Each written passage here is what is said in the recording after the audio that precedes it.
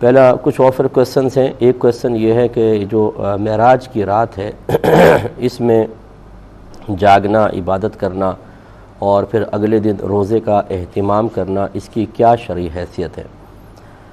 دیکھیں، یہ کوئی فرض یا واجب نہیں ہے، یقیناً کوئی بھی اس کو فرض یا واجب نہیں کہتا، لیکن مسلمانوں کی ایک بہت بڑی تعداد اور خصوصاً ہندوستان پاکستان میں اس رات کا اہتمام کیا جاتا ہے، یعنی عبادت کا اہتمام کرتے ہیں، اجتماعات رکھے جاتے ہیں، ان میں بیانات ہوتے ہیں، اسی طرح نعتیہ محافل کا انعقاد ہوتا ہے اور اگلے دن لوگ روزے کا اہتمام بھی کرتے ہیں۔ اگر انہیں لازم و ضروری نہ سمجھا جائے، اس طرح لازم و ضروری سمجھنے کا مطلب ہمیشہ یاد رکھیے گا یہ ہوتا ہے کہ اگر نہیں کرو گے تو گناہ گار ہوگے،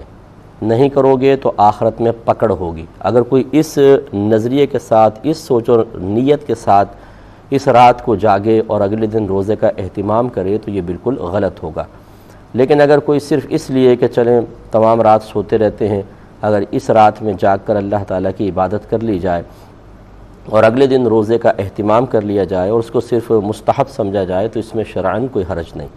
ہونا تو یہ چاہیے کہ ہر رات ہی ہم جاگیں اور اللہ تبارک و تعالیٰ کی عبادت کریں، روزانہ روزے رکھیں اگر اللہ تعالیٰ ہمت دے، لیکن یہ سب سے نہیں ہو سکتا تو کم از کم کچھ ایسی راتیں، خصوصاً رمضان کی راتیں اور پھر سال بھر کے اندر کچھ ایسی راتیں ہیں کہ جن میں اگر انسان انہیں فرض یا واجب، یعنی ان میں قیام، ان میں عبادت کو فرض، واجب، لازم سمجھ کر نہ کرے، صرف مستحب سمجھ کے کرے تو اس میں شرعاً کوئی حرج نہیں ہے۔ بعض لوگ کہتے ہیں اس رات میں جاگنے کی کوئی فضیلت بیان کریں، اگلے دن روزہ رکھنے کی کوئی فضیلت، تو ایسی کوئی فضیلتیں قرآن و حدیث میں بیان یقیناً نہیں ہوئی ہیں، اگرچہ منع بھی نہیں کیا گیا ہے۔ تو یوں نہ تلاش کریں، پھر یہ ہوتا یہ ہے کہ جب آپ اس طرح کے کویسچنز کرتے ہیں، ہر ایک سے کرتے ہیں، تو پھر کچھ لوگ الٹی سیدھی مطلب غلط قسم کی باتیں بنا لیتے ہیں، وہ پوسٹ وغیرہ کر دیتے ہیں، ہم سمجھتے ہیں کہ جی یہ اسی رات سے متعلق قرآن میں یا حدیث میں بیان ہوا ہے، اور اس طرح غلط فہمیاں عام ہوتی ہیں۔ بس یہ سمجھ لیں کہ اس رات میں عبادت کرنا فرض یا واجب نہیں تو منع بھی نہیں، تو اگر کوئی کرنا چاہے بہت اچھی بات ہے، جو نہ کرنا چاہے ساری رات سوتا رہے اسے کوئی ملامت نہیں۔ اگلے دن روزہ رکھنا چاہیں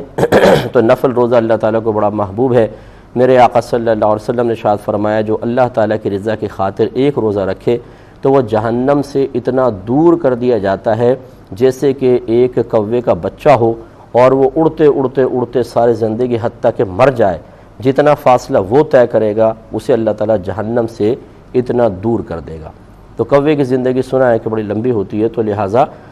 یہ سمجھانا مقصود ہے ایک حصی مثال کے ذریعے کہ اللہ تعالیٰ ایسے شخص کو جہنم سے بہت دور کر دیتا ہے۔ تو آپ یہ کہہ سکتے ہیں اگر کوئی کل کا روزہ یعنی معراج کی رات سے اگلے دن روزہ رکھتا ہے تو اس کو اللہ تعالیٰ یہ اجر و ثواب بھی، برکات سے بھی نواز دے گا۔